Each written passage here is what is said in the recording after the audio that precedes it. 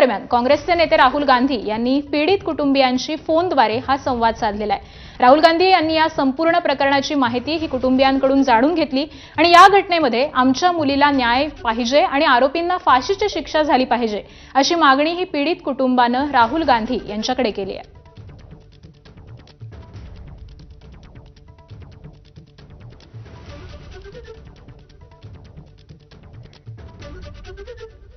तर फलटणमध्ये आज या पीडित डॉक्टर कुटुंबियांची हर्षवर्धन सपकाळ यांनी भेट घेतली आणि त्याच दरम्यान राहुल गांधी यांनी या कुटुंबियांशी फोनवरून संवाद साधलेला आहे।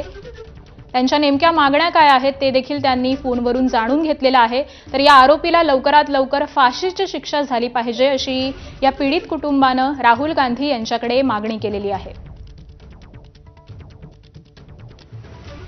या घटनेमध्ये आमच्या मुलीला न्याय मिळाला पाहिजे आणि लवकरात लवकर आरोपीला शिक्षा झाली पाहिजे अशीच या कुटुंबियांची मागणी आहे। मी माझं निवेदन करणं हा माझा अधिकार आहे आणि घटनेचं गांभीर्य समजून ब्रेकिंगच्या संदर्भामध्ये काही भाष्य करण्याच्या ऐवजी आपण सर्व विषयाचं गांभीर्य समजून घेऊ हे देखील अर्थस्वरूपाचं माझं एक आव्हान आपल्याला सर्वांना आहे।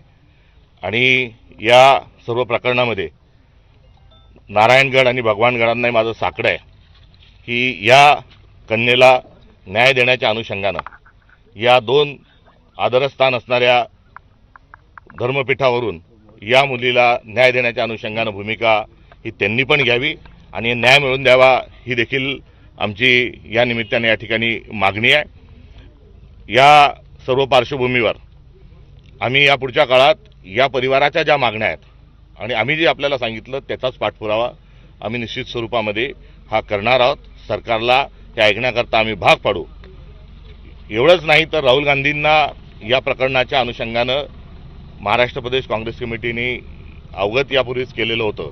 त्यांनी देखील या घटनेच्या संदर्भामध्ये सर्व कांगोरे जे आहेत ते तपासले आणि या परिवाराला न्याय देण्याच्या अनुषंगानं आज त्यांनी परिवाराशी चर्चा केली। एकंदरीत प्रकरण जे आहे तेही समजून घेतलं आणि ते व्यक्तिशः विरोधी पक्ष लोकसभा या नात्यानं आणि काँग्रेस पक्षाचे नेते या नात्यानं या परिवाराच्या संघर्षात सोबत राहतील। पुढची बातमी आहे सोलापूर जिल्ह्यातून। सोलापूर जिल्ह्यात भाजपमध्ये आज जोरदार इनकमिंग होणार आहे। मोहोळ आणि माढा तालुक्यातल्या राष्ट्रवादीचे माजी आमदार राजन पाटील आणि यशवंत माने भाजपमध्ये पक्षप्रवेश करणार आहेत। तसंच लोकनेते कारखान्याचे चेअरमन बाळराजे पाटील, राष्ट्रवादी युवक काँग्रेसचे माजी प्रदेशाध्यक्ष अजिंक्य राणा पाटील हे देखील पक्ष सोडणार आहेत। माढ्याचे माजी आमदार बबनराव शिंदेंचे पुत्र रणजित सिंह आणि विक्रम सिंह हे देखील भाजपमध्ये आज पक्षप्रवेश करणार आहेत।